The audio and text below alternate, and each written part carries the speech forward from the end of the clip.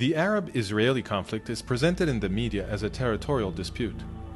A common argument asserts that in the territory of the present state of Israel, there used to reside a 1,000-year-old Arab Palestinian people, which was forcibly evicted by the Zionist Jews. In order to evaluate these claims, we must examine the historical facts.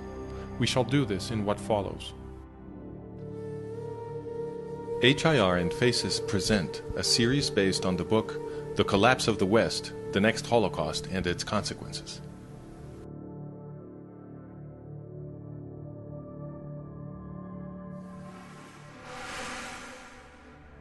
It was the Romans who, in the 2nd century of the Common Era, first used the name Syria Palestina for Jerusalem and surrounding areas. It was an incorrect usage. In Greek, Palestina means homeland of the Philistines, but the Philistines never occupied more than a tiny sliver on the eastern Mediterranean coast, including part of what is today's Gaza Strip, and they had ceased to exist centuries earlier. The Romans had conquered a place called Kingdom of Judah, and they themselves, after possessing it, called it Province of Judea. Both names mean homeland of the Jews. Why then did the Romans change the name to Syria Palestina? This is an important question. Jewish community and religion are organized around the Law of Moses, which, according to Exodus, was born in an Egyptian slave revolt. This explains why the Law of Moses denounces oppression and protects the poor. It also explains the preoccupations of the Roman military aristocracy. In those days, the Jews were a very large population distributed throughout the Mediterranean. The greatest worry of the Romans was that the popularity of the Law of Moses among the oppressed peoples of the empire might result in revolution. In order to avoid such an outcome, the empire launched enormous mass killings of Jews, remembered today as the First Jewish War, the Diaspora Revolt, and the Second Jewish War. According to historians, taken together and in proportional terms, the Romans killed perhaps more Jews than did Adolf Hitler. Once the genocide had been concluded, Emperor Hadrian, after destroying Jerusalem in the 2nd century, brought Greeks to settle it and forbade the entrance to Jews under pain of death. The city was renamed Aelia Capitolina and the area Syria Palestina. In political terms, Palestine means there are no Jews here, nor do we allow them. Some Jews stubbornly remained in their Holy Land, and many others soon returned. The Romans informally continued to call the place Judea. With the passing of the centuries, the name Palestine was used less and less and ceased to have a clear referent. Under the Turkish Ottoman Empire, overlord of the area from the 16th century, there was no administrative or political entity called Palestine.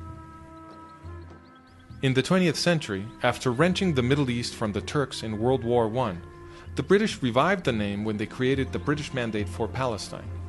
But their final definition of Palestine in 1922 was just 1/4 of the landmass that they themselves had baptized Palestine 2 years before. Such arbitrariness supports the complaint of Arab historian Philip Hitti, who testified in 1946 before the Anglo-American Committee of Inquiry that there is no such thing as Palestine in history. Absolutely not. But if the name Palestine is an artificial creation of the Roman Empire, and later of the British Empire, then who are the so-called Palestinians? That question was answered by Zahir Muhsin, the chief of military operations of the Palestine Liberation Organization, or the PLO, now better known as the Palestinian Authority. In an interview with Dutch magazine Trouw, Muhsin explained, "We are all part of one people, the Arab nation. We are one people. Just for political reasons, we carefully underwrite our Palestinian identity. Because it is of national interest for the Arabs to advocate the existence of Palestinians to balance Zionism. Yes, the existence of a separate Palestinian identity exists only for tactical reasons. The establishment of a Palestinian state is a new tool to continue the fight against Israel and for Arab unity."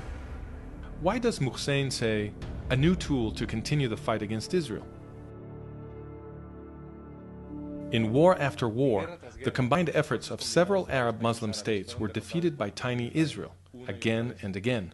So a new tool was needed, a political warfare strategy that combined terrorism with diplomacy to achieve what open warfare could not. But is Zahir Muhsin saying that a Palestinian people with a presumed right to the land of the Jewish state was simply invented? The PLO charters appear to confirm this. In its first charter, dated 1964, the PLO defined Palestine in Article 2 with its boundaries at the time of the British Mandate. This is a reference to the second arbitrary definition of the British from 1922.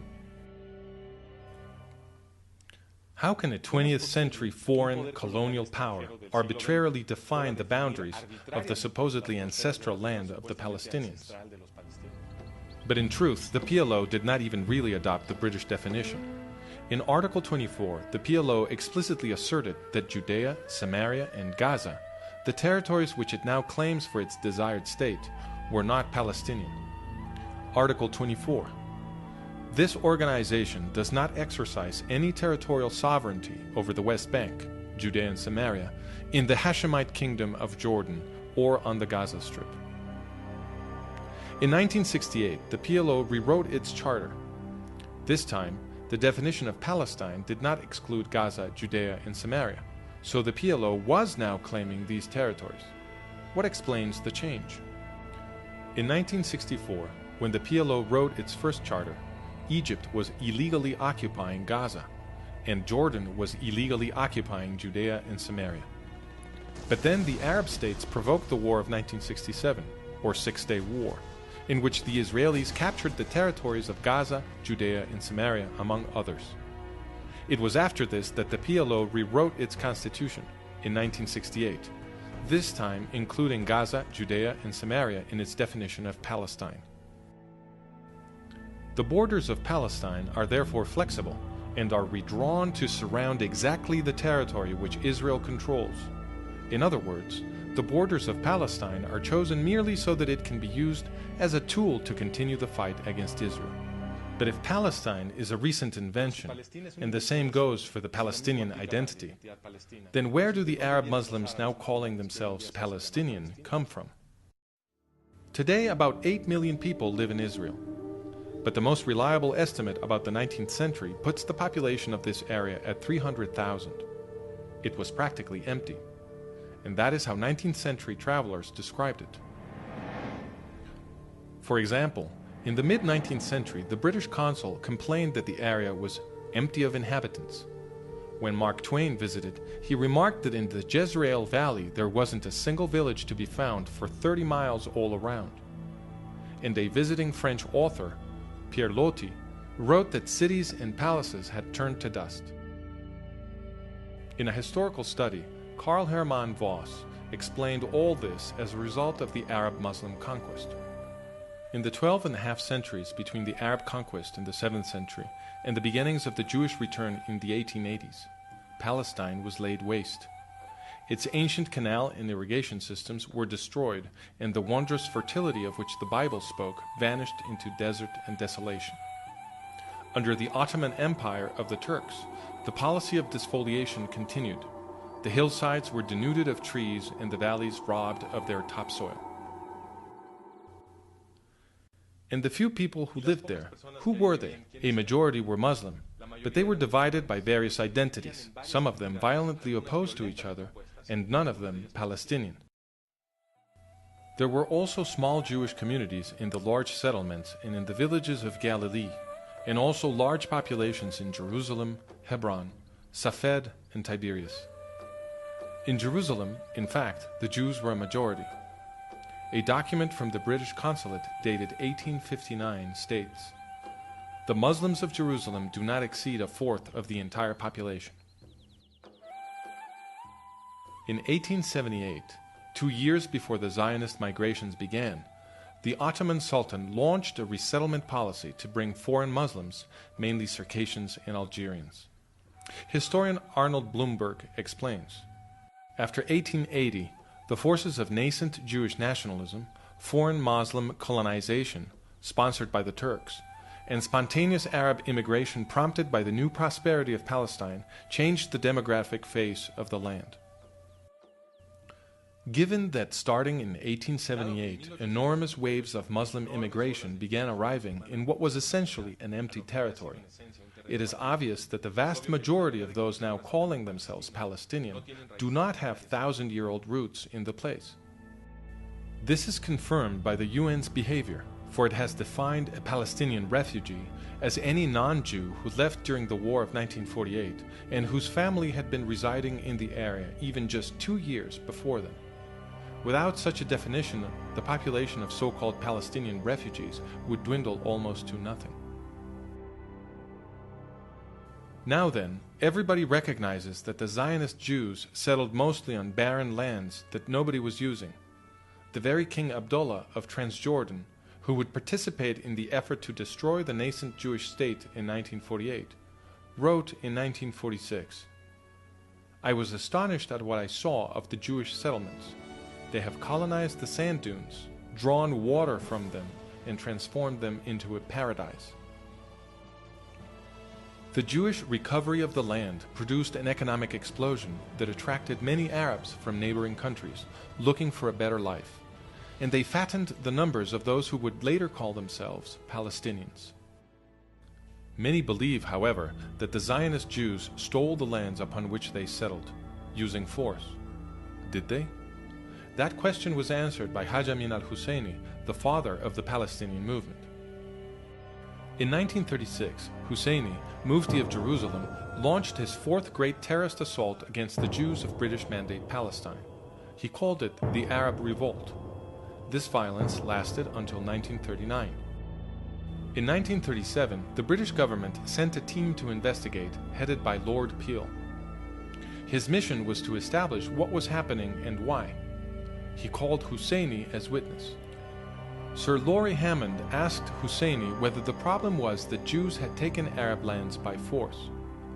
Husseini replied, "In most cases the lands were acquired. I mean forcibly acquired, compulsory acquisition, as land would be acquired for public purposes." "No, it wasn't." "Not taken by compulsory acquisition?" "No." "But these lands amounting to some 700,000 dunams were actually sold?" "Yes, they were sold, but the country was placed in such conditions as would facilitate such purchases." "I don't quite understand what you mean by that. They were sold. Who sold them?" "Landowners." "Arabs?" "In most cases, they were Arabs." "Was any compulsion put on them to sell? If so, by whom?" "As in other countries, there are people who by force of circumstances, economic forces, sell their land." The Arab landowners who, according to Husseini, had been forced to sell their lands were the Effendi, the great feudal lords of the area. They did whatever they liked. Nobody forced them to sell. And they had sold their least productive lands at very high prices.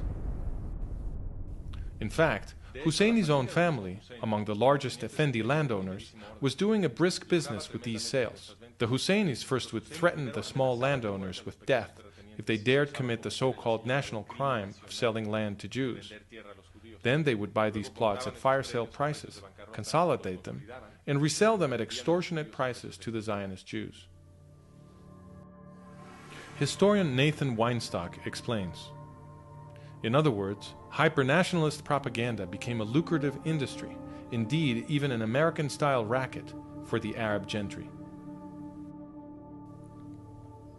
To conclude, it is false to say that a 1,000-year-old Palestinian people had its ancestral land taken by force by the Zionist Jews. First, because there was no such Palestinian people in the land, and second, because the Zionist Jews bought their lands from willing Arab landowners at prices well above the usual market rate. To see the documentation that supports the statements in this video, visit The Collapse of the West, the Next Holocaust and Its Consequences, Part 1, Chapter 1. It is often said that Islam is the religion of peace, and that the Palestinian movement is secular. Are these claims true? That will be the topic of our next video.